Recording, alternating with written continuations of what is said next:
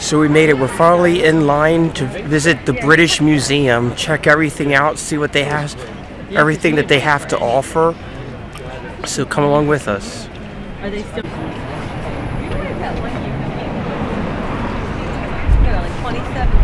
This entrance is for ticket holders only. If you have tickets, keep moving down, please.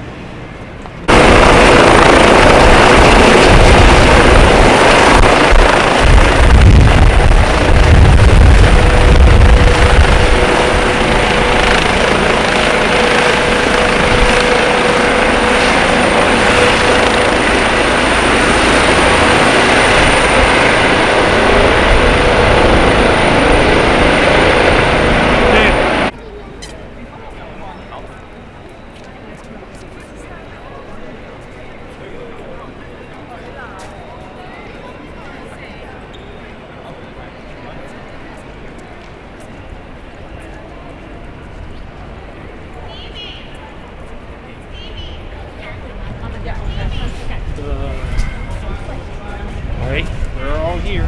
Things are here. So guys, we are finally here at the British Museum. Come along with us and see what this place has to offer.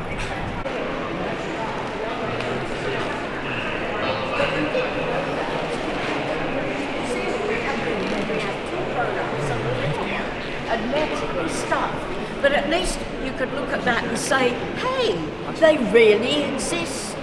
This is the camel leopard stroke giraffe that we all know about today.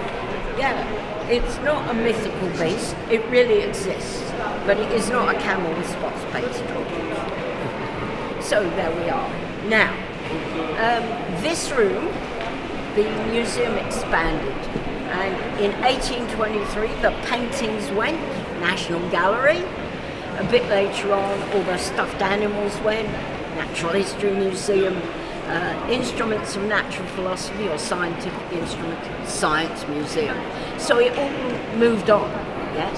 And this room was made in 1823 to hold King George III's very fine library. It's now in that glass tower of learning in the new British Library, but it used to be in here. This room was made for it, especially with the columns. And when the British Library moved out, we decided that we would make this room look the way the museum had looked in its early days. So you've got these elegant cases, no lights on them, no lights in them, you see, as it would have been. We've restored the ceiling to its original pale yellow colour. We've restored the beautiful parquet floors, but the display techniques are used in here are 18th century, and out there they're 21st century. Very different from all the rest of the museum, but it does give you a feel of how the museum would have been in Hans Sloane's day. So do come with me, right down to the club.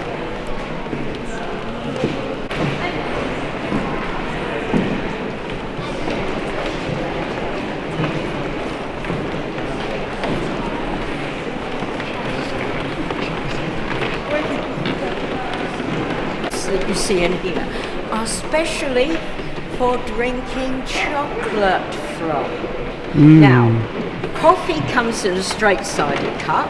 Coffee was always our drink here in England in Elizabethan times. Coffee shops everywhere. And that was until Charles II married Catherine of Braganza. Now, Braganza is in Portugal, but the Portuguese, unlike the English, were not just trading with the Chinese for silk. They'd also cottoned on to tea, which we hadn't. So Catherine arrives here in England, and she says, right, where's my nice cup of tea? And we're saying, oh, well, we don't really do tea. Would you like a coffee? Absolutely not. I want my nice cup of tea. So we have to start bringing in tea from the Chinese pronto. The Queen's favourite drink, and we haven't got any. Oh dear. Can't go there. So there we are. But it was Sloane, when he was in Jamaica, he saw that he was very interested in what people were taking for things.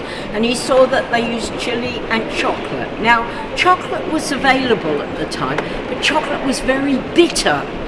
The aristocrats in Italy and Spain had chocolate, but you couldn't drink it easily. It was very much yeah, and it was Sloane, and even adding sugar didn't seem to do a lot. It was Sloane who had the idea of mixing it with milk, and suddenly it took that bitter edge off. And he made it up as a prescription for people with an upset tongue or a bit of hiccups. Now, when he came back to England, he brought the prescription with him. And word soon got round. Go to Dr. Sloane. Tell him you've got a bit of the hiccups. He will write you this prescription for this absolutely delicious chocolate milk drink. But it is a prescription. You have to drink it. But wow, is it good. And remember then, medicine was never supposed to taste good. So he did quite well out of this. And he realised later on that he could open some chocolate houses, which is what he did. And he had them all over the place. There was one in Soho, there was one, so he did quite well at this. Now, at this time, the Cadbury brothers come to London, and they're looking around, and they see this chocolate, and when Sloane dies, they take over his chocolate houses. But then they're looking at this chocolate and saying to themselves, hey, wait a minute. We think we can do something else with this product, and so they made it into a chocolate bar. So now, if you like chocolate, it's not just a hot drink. You can carry it round with you and have a little nibble of it all day long. And of course, the advantage of chocolate, if you drink tea or coffee, you want to jump up and run round and start doing stuff. It's the caffeine. Chocolate, entirely different. You sit down, you have a chocolate, it's very relaxing, you feel much more comfortable, a bit happy. Yes, a very different drink. So there we are. But we really have to thank Hans Sloane for introducing us to that lovely idea of chocolate with milk. Oh yes. Now, he wasn't the only one bringing stuff in. There was another man, Joseph Banks, whose bust is there. Banks had an elderly lady friend named Mary Delaney, and when she was in her 70s, he would bring his plants to her and she would cut them out. Now these are paper cutouts. If you lift them off, they're three-dimensional. They're entire paper cutouts of the plant. And Banks said that her cutouts were so exquisite that you could describe the plant from her paper cutout. So a very skilled elderly lady in her 70s starts doing this. Now there were other ways too that you could prove you knew all about this new stuff coming from abroad. You see the tea service up here? This is Josiah Wedgwood. But you want to prove to your neighbours you know all about this new vegetable coming from the Americas called corn on the cob. So you've had a tea service made up in the shape of corn on the cob. Of course you know all about it. You're pouring tea from it. How good is that? Oh yes, we do like that idea. Yes. So, thank you, Wedgwood. We're showing off that we know all about corn on the cob. Yeah? Now,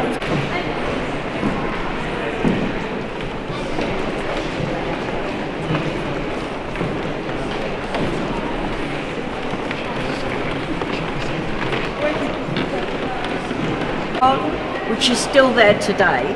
When he bought up a large part of Chelsea, Chelsea at that time was not an important part of London. It's where we grew our cabbages and had apple trees. That's all. No, not important. So he bought some of it up and established Chelsea Physic Garden. Some of the things growing in Chelsea Physic Garden are things he brought back from Jamaica to England. So it still goes on. And you can visit Chelsea Physic Garden. There's a marvellous statue of him in it. Right, now come forward and have a look. If you're not very tall, come to the front. I know how that is. Yeah. So anyway, these little curly ones, these used to be called devil's toenails, or were they? Right. And these were thought to be snakes that had been turned to stone by St Hilda, or were they? Now, there were lots of questions about this sort of stuff. And there was one place in England where you could go and find it coming out of the cliffs. You still can today. And that's down at Lyme Regis. Now, down at Lyme, there was a man named Annie. And when you went down there, he and his little daughter Mary would take you out and show you where this stuff could be found. Yeah?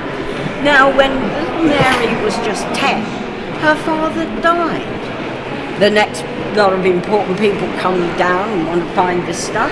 Little Mary thinks, wait a minute, I can show them how and where to look, which she does. And they pay her for this, and she uses this to help support her family. She also trains other children how and where to look. Yeah. Now, when little Mary is just 12, she discovers the first Ichthyosaurus, giant sea lizard, dinosaur. Yeah? And if you go to the Natural History Museum and you say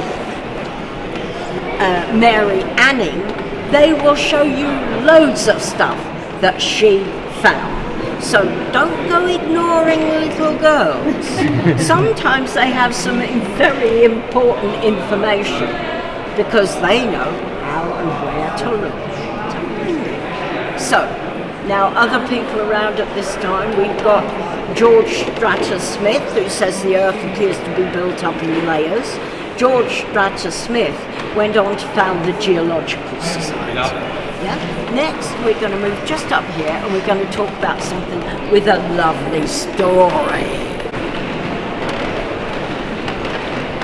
These lovely things were originally called thunderstones, and it was believed that they fell from the sky during a thunderstorm.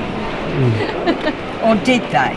We've had a few thunderstorms lately. Have you seen any more of these, Lionel? No, thought not. No, right. Well, the one on the left here was found literally just up the road here at Lincoln's Inn. In the 1660s, somebody was digging down to build a house, and they discovered this and the bones of a huge elephant. Now, at the time, we believed that all the elephants had been brought to Britain by the Romans.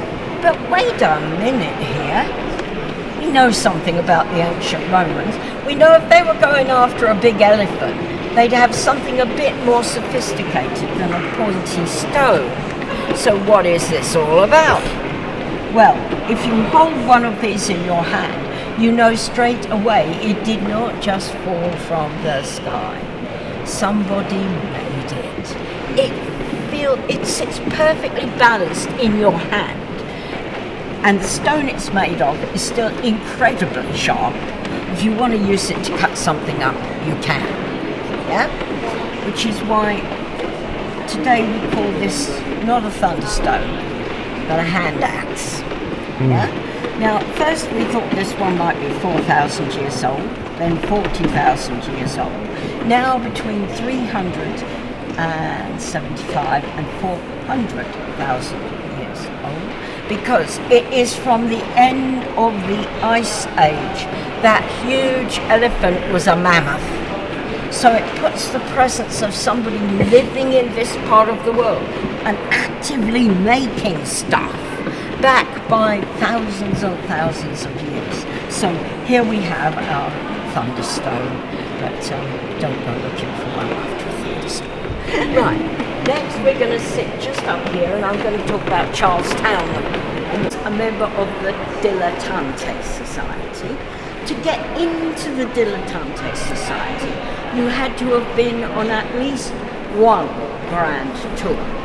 Well, Townley was well in. He'd been on 3 grand tours.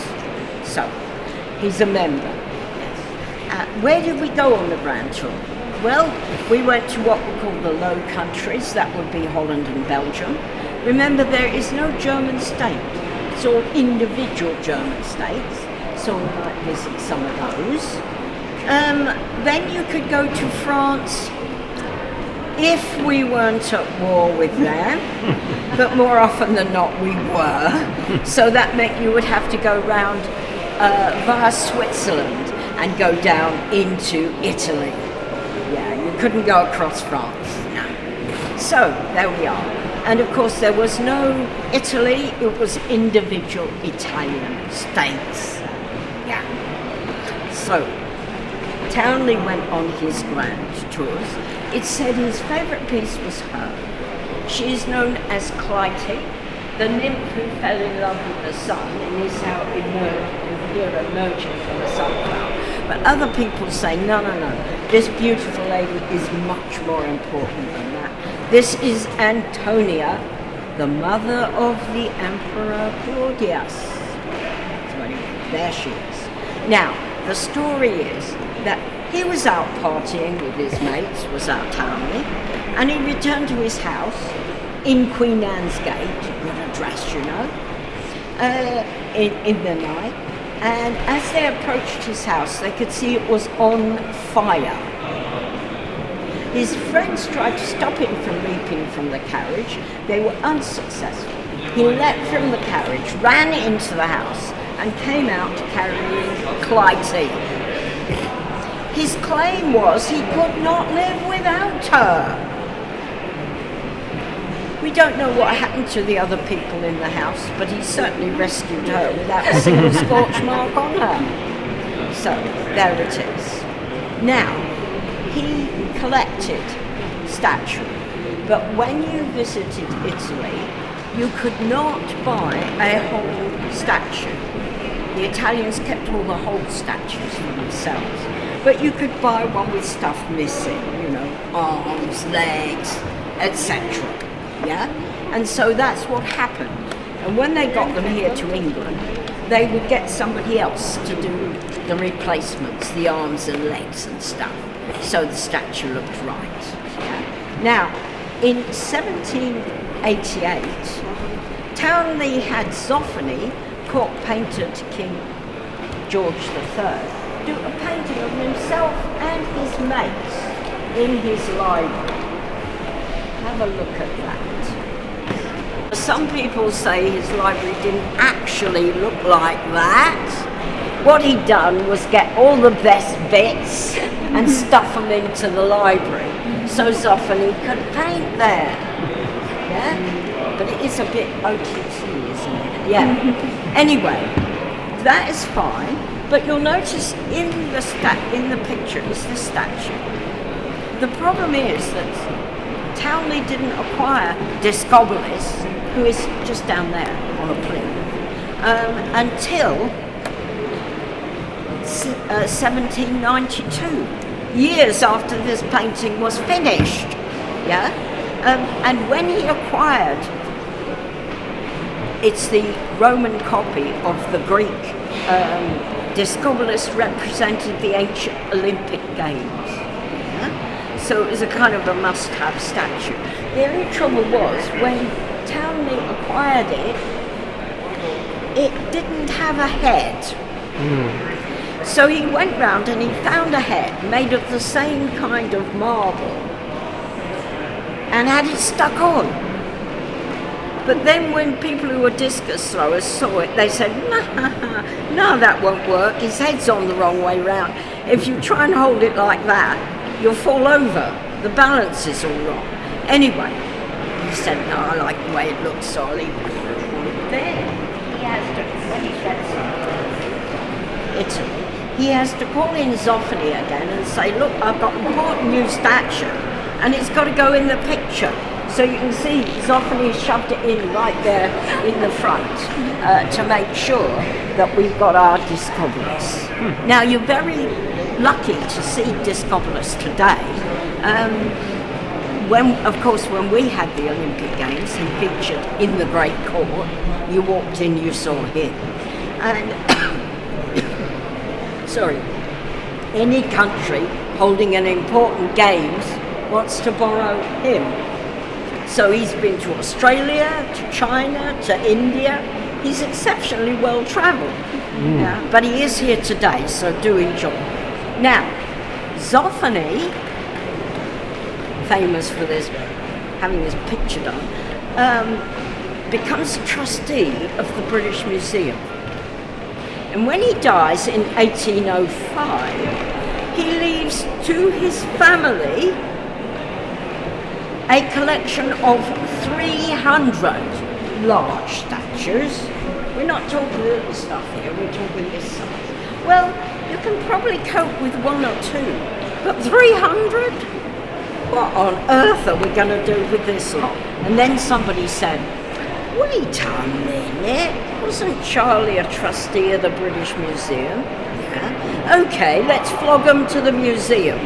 So familiarise yourself with this picture, and as you walk around the museum, you can see almost all of these statues somewhere or other. The family have a townhouse in Burnley in Lancashire, and it does include this painting, yeah, and a few statues, a couple, but not 300. So if you have a collection of something, think about what's going to happen to it. Is your family going to be saying, oh my God, what do we do with... So there we are. But that is Charles Townley and his amazing collection, which is now all over the place at the British Museum. Almost all the large statues you can look at and say, oh yes, Charles Townley. Yeah, that's where they came from. Now we're going to walk right down to the copy of the Rosetta Stone. Come in, let me tell you. Now, there was a man named John Boyd who went on the Grand Tour, and when he was in Rome, he purchased this, believing it to be entirely Roman.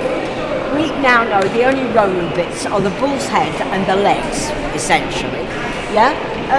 But there was a chap named Piranesi.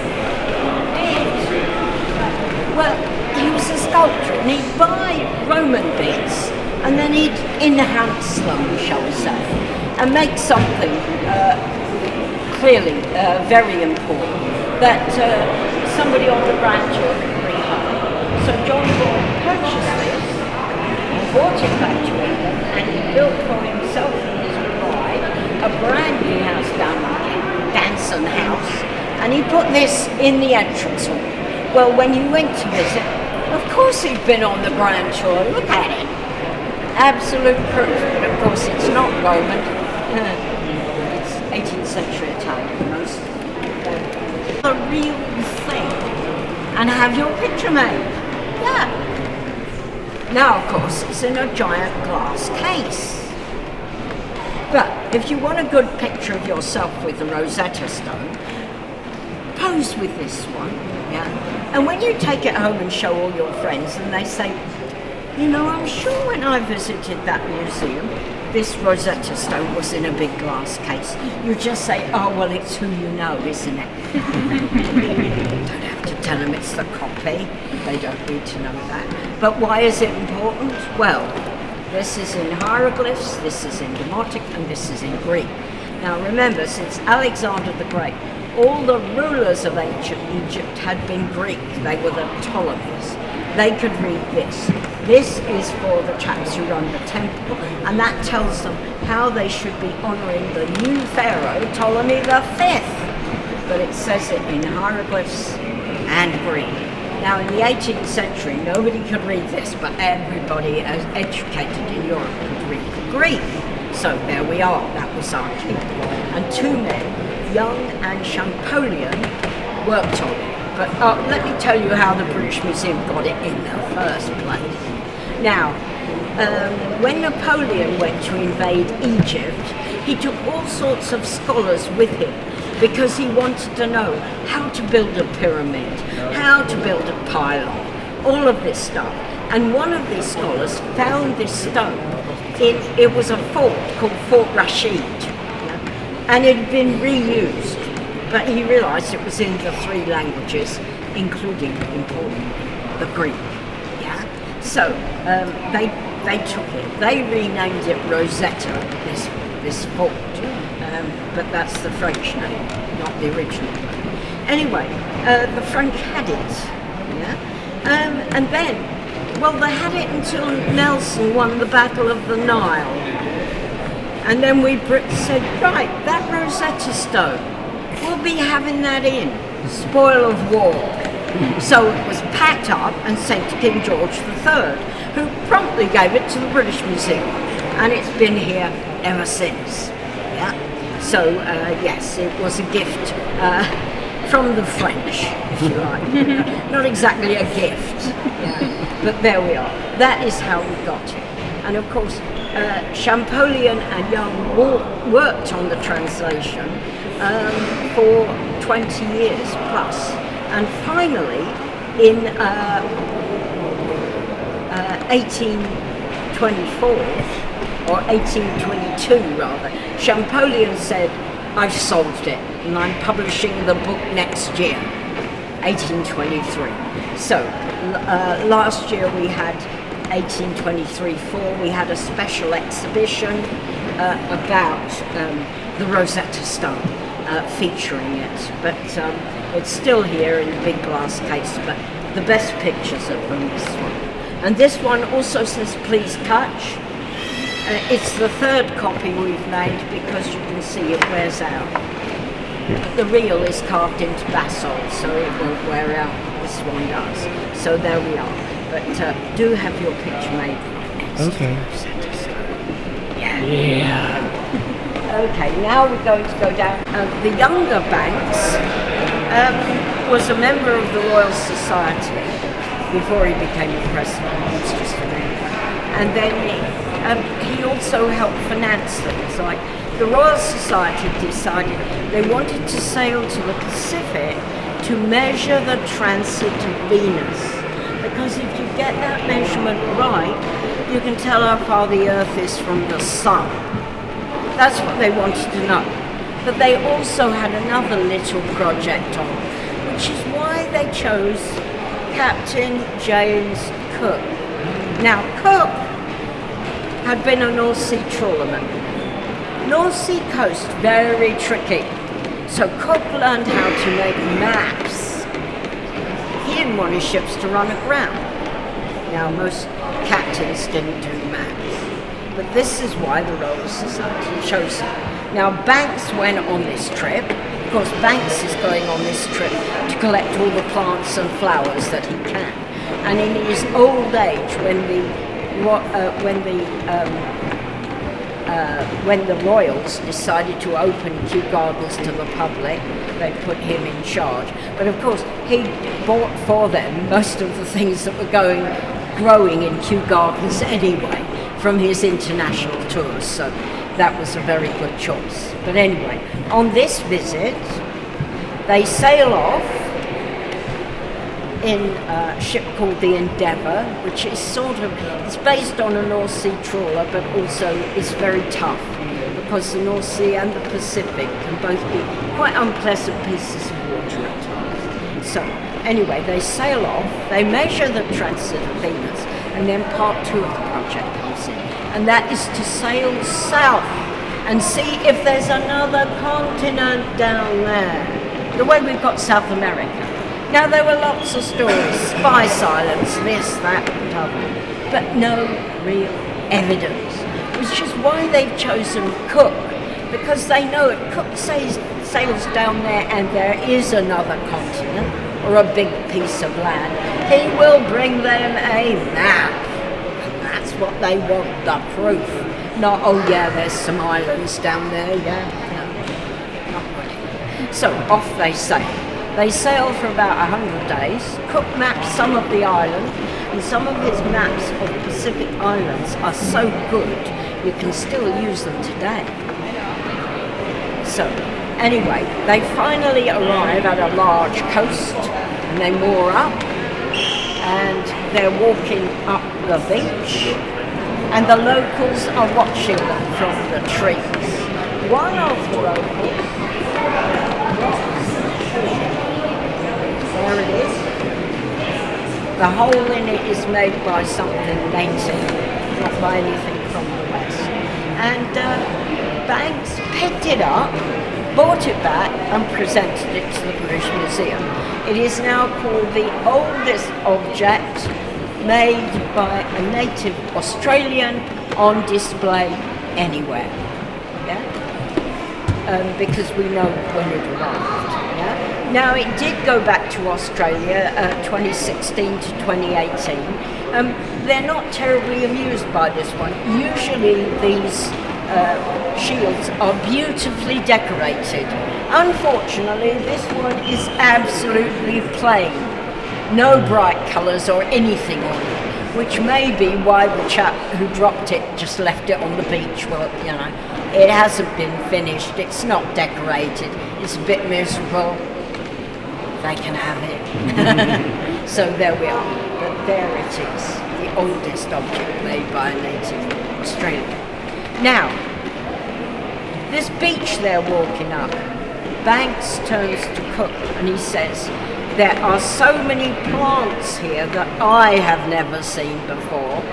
And remember, if Banks hasn't seen them, they're rare. Yeah. He says there's only one name. We have to call this beach Botany Bay. And of course it is called Botany Bay to this very day. So that is the story of Joseph Banks and James Cook. Yeah? Now, I've finished my tour here, but I hope that you will find that the British Museum is, just as Hans Sloane hoped, everything for everyone, particularly those with a curiosity. Thank you. Thank you. Fish. But, and these are all clubs for killing fish. This one is rather special though, because it's decorated with brightly coloured glass from Venice. And you're thinking, how on earth does glass from Venice get to northern Canada? Well, the Russians are trading with the Maochap for fur, which they then take to sell in northern China, which gets very, very cold. So you need that fur coat to keep warm. Yeah?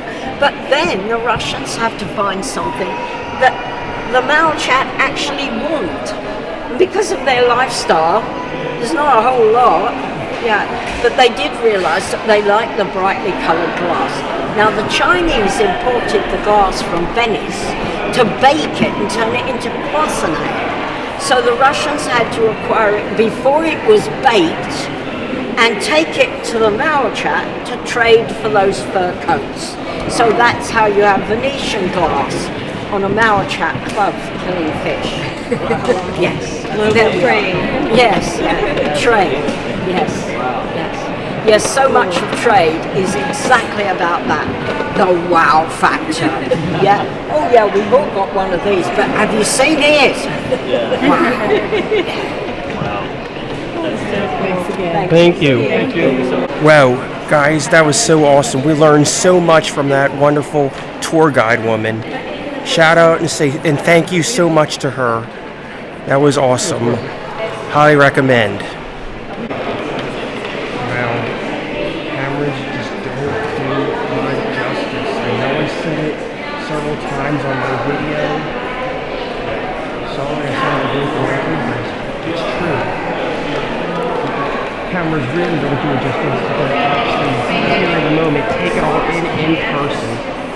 Because watching it from a screen isn't the same thing as being there in the present moment.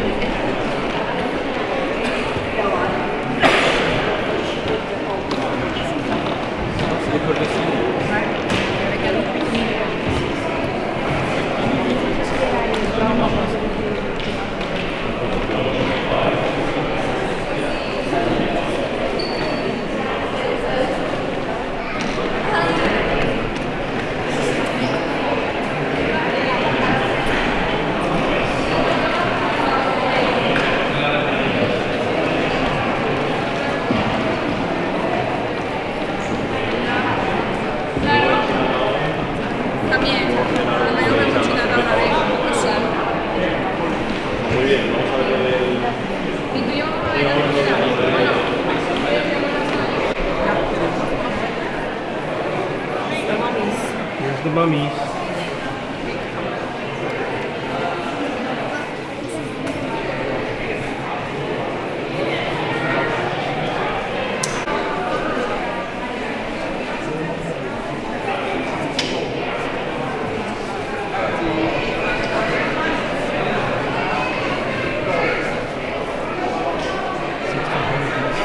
Yep. Yep.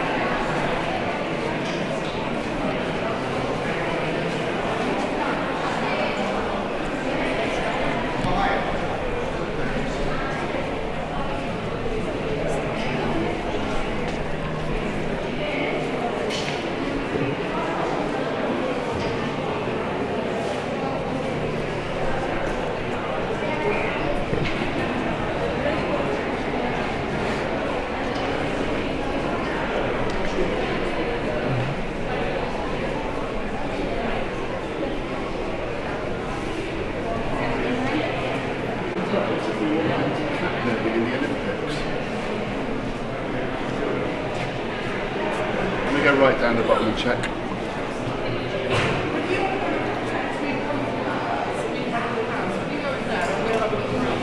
Quick look at the Mummy Museum.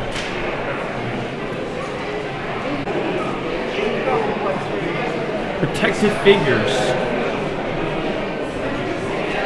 For all the figures. Cool.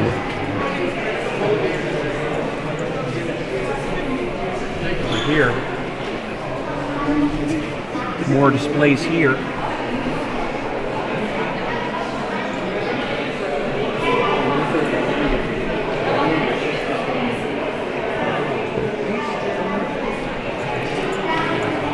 Some of the pottery.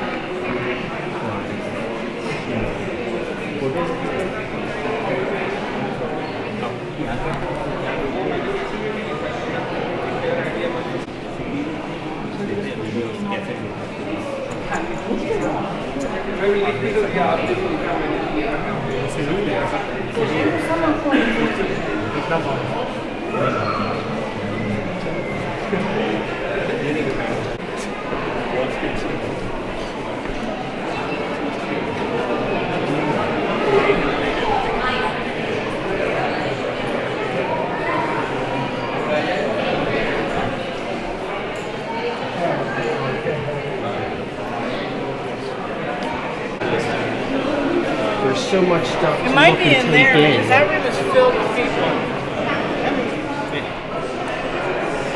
It's a little less crowded here.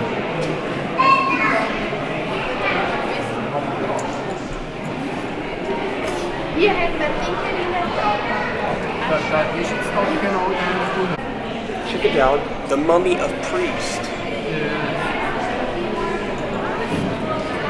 Cool.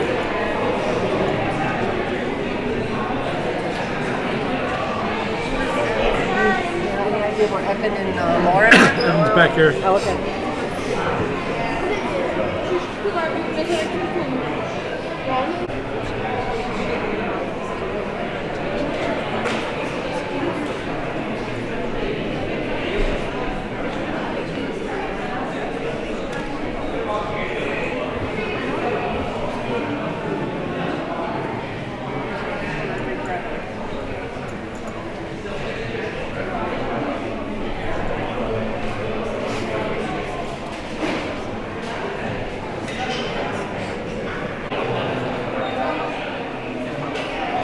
The ancient timbers.